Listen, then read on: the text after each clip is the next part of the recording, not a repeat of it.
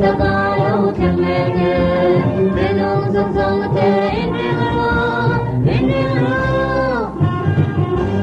Zulek Sirvanum Zazong, Intan Rajena Munaton, Ason Nalitu Enjoy.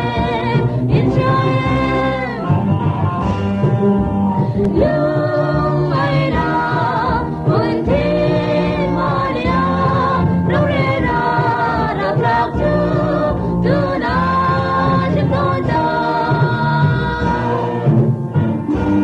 Atir Gomena tu perdu, Ipaba Genta Tatara, Lebo Septurte, Adminda. Zulo Patu Betang, Rebrade Amin Tradamu, Armageddon Boy Raklaktu,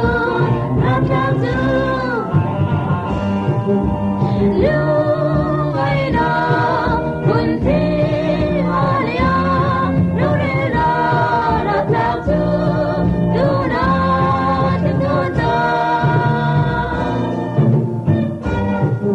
Thank